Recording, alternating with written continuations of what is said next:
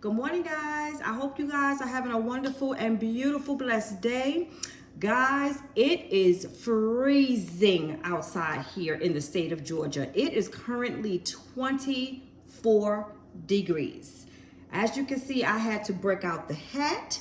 I also had to break out my coat, and I had to go dig in that closet and find me something that was warm for me to wear. And as you can see, underneath the sweater, I also have another little like thermal top because it is freezing out there, y'all. I know it normally warms up like later on in the day out here, but that's not going to be happening.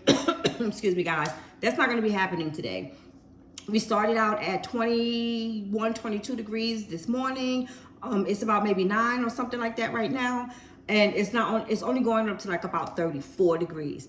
But guys, I am on this video today because I have something that I would like to discuss with you guys. But before doing so, let me see if I can back you guys up further enough. And excuse the kitchen is looking a little ratchet, but I want to see if you guys would be able to see my full outfit. You know what I'm gonna do? I'm gonna try to put you guys down here and see. All right, guys. I hope you guys are able to see this outfit. I purchased everything that I have on today from Walmart a few months ago, and I love it. This set is so comfortable.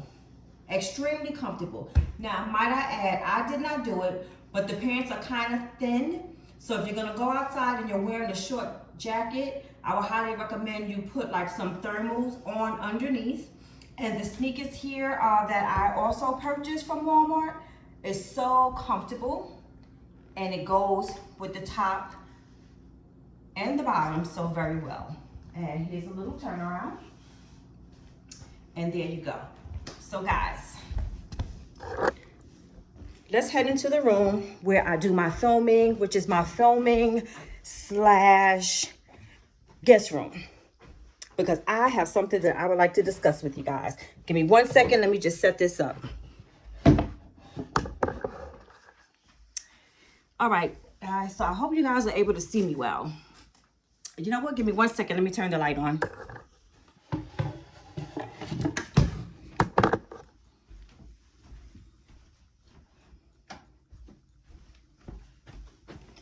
All right, guys, I almost got it together. Give me 1 quick second.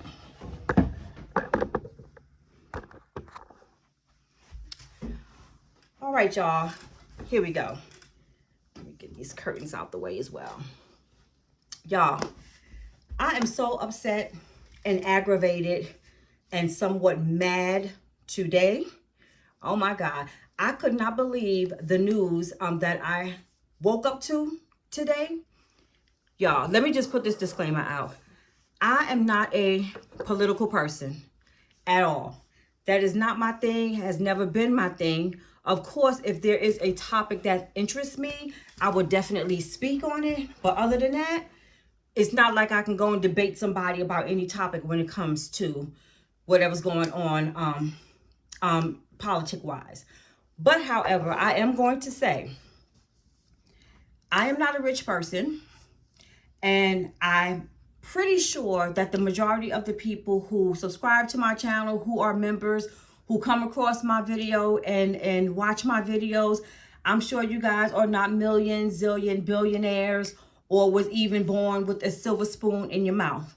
I'm guessing that most of you guys were raised in the same economic class as I, which is poor to middle class. And let's be real right now. I don't think there's a such thing as a middle class. But the news that I got this morning was that the Democrats folded.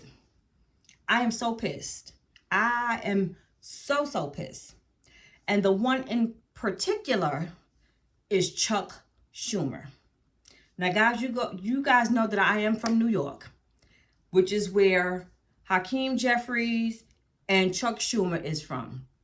But guys, when I say this, I'm not saying it with any malice, but Chuck Schumer, his days is done. He needs to go. In all honesty, he needs to go. I cannot believe that they went this far with the government shutdown, this far with everything that is going on, to turn around and fold. Ridiculous. Ridiculous. And from my understanding, most of the Democrats, as far as Hakeem Jeffries, Jasmine Crockett, Cory Booker, everybody stood 10 toes down. They were not going to open the government back up. Unfortunately, I don't think as of yet it has gotten or affected people like really, really, really, really bad right now. But upon looking at the orange man, when he came back into town and found out that we folded, he looked happy. He looked happy, of course. And yet again, he got what he wanted. What brings me to this is that I feel wholeheartedly, and I have a cousin of mine that we always go back and forth when it comes to this topic, but I can honestly say right now, today was my tipping point when I got that news this morning. But I can honestly say that the older generation, they need to learn how and when to bow out gracefully. And with that being said, we are living in a different world now, a totally different world. I can say that the world is totally different from when I was coming up versus my children. There is even a difference from when my daughter grew up to when my son grew up. And there's a 6-year difference there. It's very, very different. The older people, they have to understand, yes, they may still have the intellect, but if you are not able to keep up with current things, you need to bow out gracefully and let the younger generation come in. That doesn't mean that they're trying to take over or that they're trying to push you to the side. But my thing is, a lot of older people are set in their ways. And I don't mean just politic wise. I'm not talking about what's going on in the government per se. This is for everything. I don't care what type of job you have, whether it's corporate America, the health field, politics, whatever it may be. Rules, regulations, policies, procedures, and people change. And if you're unable to keep up with that change, or you are unwilling to make that change, then it's time for you to move on. Now, what I can basically say about the Democratic Party is I have not been happy with them, and I have not been happy with them in a while. Not to say that I'm going to flip on them, because it will never be that. But I do know that there are other people within the Democratic Party who are now coming up, and I'm sure who have been groomed by the ones that are already there. Let them come out. Let them fight the fight, if you're unable to do it. I mean, it's ridiculous. I mean, especially with this issue that we've had in this past month, there is no way in the world I would have folded. There's no way possible. No way possible. So once again, we've taken a step back. Once again, we're not going to be taken as being serious. Now, I'm not going to go as far as saying that it does not have an effect on the other side, on that party, because it does. The damage is already done. There's no coming back, from what they did. It was blatant. It was thrown at our faces that they do not care. They can give less than 2 shits about the American people. This current administration could care less about this country and its people. They're basically about themselves and for themselves, and doing everything for the better good of them. The Democrats, they got to get it together. They have to learn how to fight dirty. Honestly, they need to learn to fight dirty, because the administration that we have right now, is not for us. It is not for us. It is not for the lower class, the middle class, the poor, the have-nots, or whatever the situation may be. It is not. And in all honesty, I really do not understand why they folded. They should have held out a little longer because it was getting under his skin. It was getting under his skin. And I'm not saying that I don't want people out here not having jobs, not having food, not being able to provide for their families. Hell, I'm in the same boat. It's taken me forever to find a job. You know, I've never had issues with finding a job. Normally I lose one job, a week or two later I have another job. You know, but that's not happening right now because of the economy, because the man, he's trying to gut the United States of America. He's actually trying to gut it, you know. But my thing is, for the better good, if I have to suffer, that is what I will do. You know, if I have to stop buying stuff because I want it and not because I need it, I will stop doing that. You know, I've already stopped getting my hair done. I've already stopped getting my nails done. I don't go in the nail salon. I don't go in the beauty salon. You know, I'm not buying the clothes like I used to. There's a lot of things that I am not doing right now. You know, it's a lot of things. You know, but because of the way the economy is going right now, and I know I can't afford to do those things, you know, and I know that we have a long struggle ahead, you know, as long as this person is still in charge. So I'm knowing that I have to minimize the things that I do, you know. Only things that I can do is satisfy my needs and not my wants.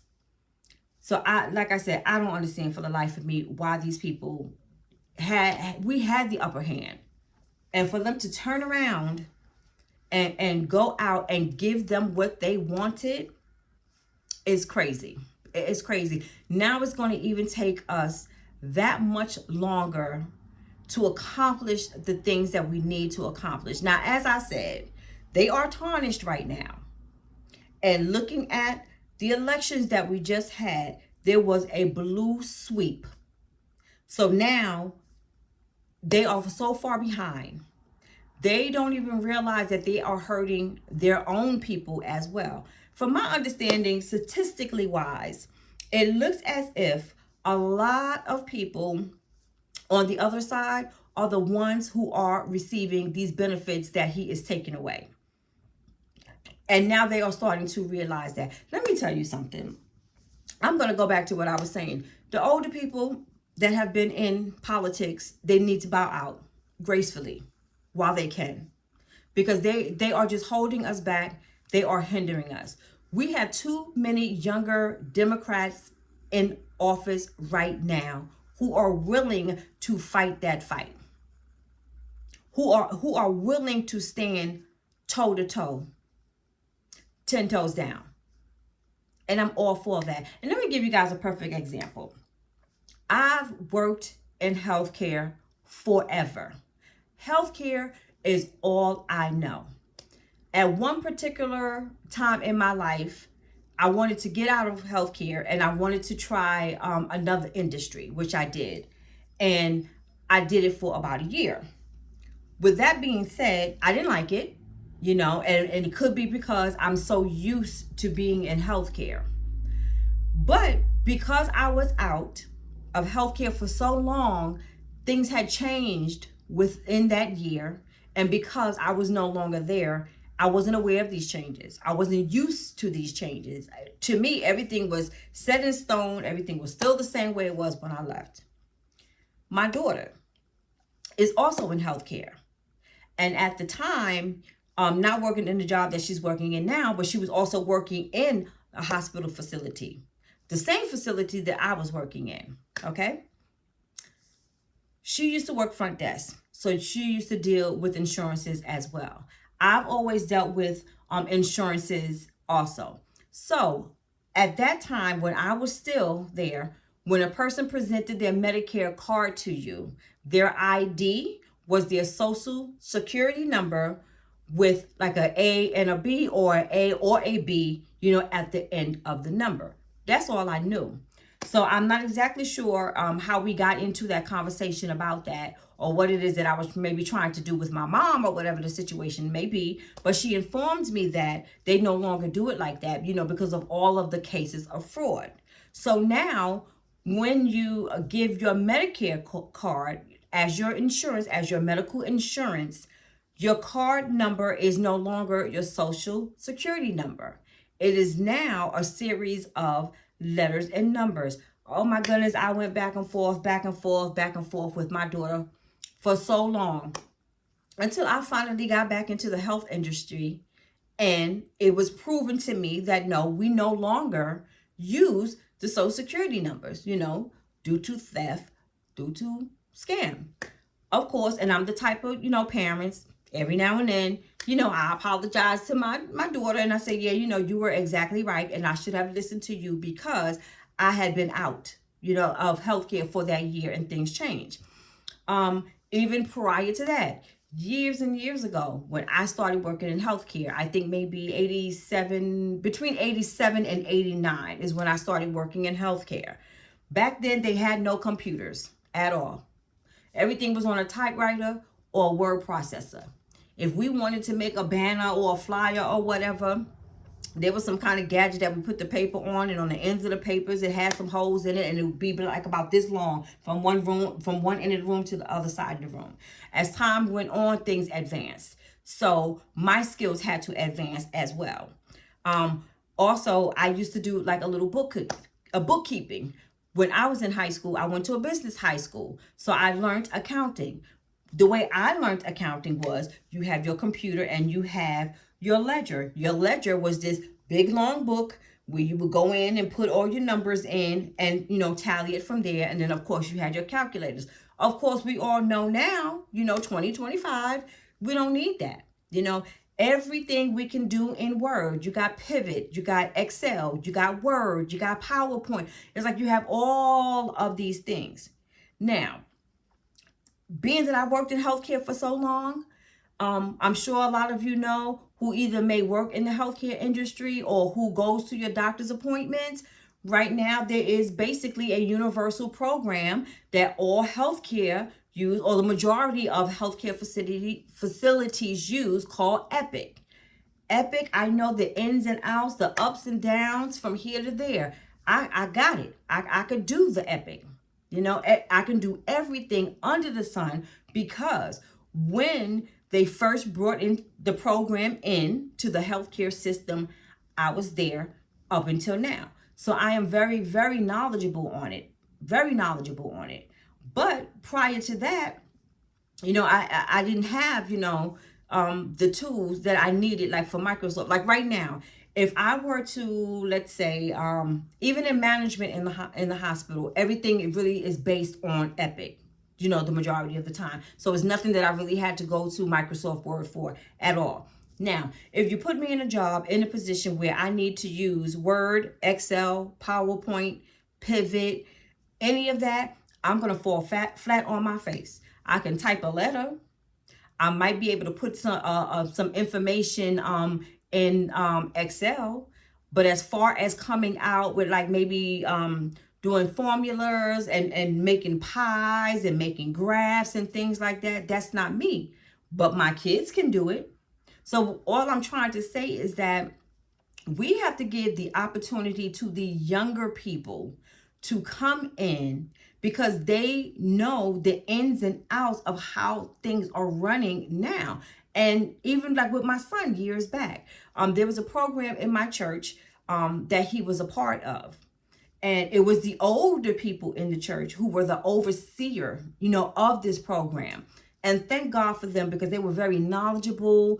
All the men and all the women, they all had different backgrounds in life, as far as, jobs and education. They were all well-rounded, But the issue that my son had with this program was because at the end of the program, once the kids passed over, it was a male section and a female section. But once they passed over that program, they were asked to come back and give service to the program.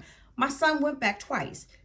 he informed me that he did not want to go back again because they were not able to help with the program. You know, like as far as mentoring, my son felt like he was still a part of the program, you know, versus being able to come in and mentor, you know, the young men who were coming in. So what I'm trying to say is that at some point, you have to know when to bow out gracefully and when to let the younger generation come in. I feel that if they would let the Cory Bookers, the Hakeem Jeffries, the Gavin Newsoms, the Jasmine Crockett, and all the younger ones come in, I think the Democrats would be at a better position because they know how to fight the fight that we're getting and what we're up against right now. You know, we're not living in a world where you got to be nice about everything. You know, we damn sure don't have a good example on the top of that. Because if you in your position can get on national television and talk the way you talk with the profanity, putting people down, being prejudiced, you know, and anything that can fly out your mouth, they don't have fear of doing that. They going tit for tat. And that's why I love Governor Newsom in California, because he goes tit for tat. He goes blow for blow, and that is what is needed. If those groups that I just called out along, you know, with their people backing them, we still would be holding out right now for the greater good. But guys, I'm not going to get too much deeper into this. I just wanted to get on here and voice my views because I am so at my wit's end. I mean, really at my wit's end. You know, I love the fact that people were pulling together for the greater good, making sure that our sisters and brothers, you know, were covered. We have food pantries out here. From my understanding, there's even some clinics out here in Georgia that was opening their doors to those who needed medical attention, who needed medications. I mean, you know, just to get over this hump so we can fight and try to figure out what we can do for the greater good. But guys, right now, I'm so disgusted. I don't know what to do. But I'm going to keep on pushing on and hoping that we come out on top on the end, which I'm pretty sure that we did. Even though we folded, you know, they know what they're up against now. So maybe we have a little bit of a leeway on getting things back on track the way that they should be. So you guys, I hope you have a wonderful, beautiful, and blessed day. And thank you so much for giving me the opportunity to vent and get it all out. But I also hope that I was able to inform those of you who did not know what was going on.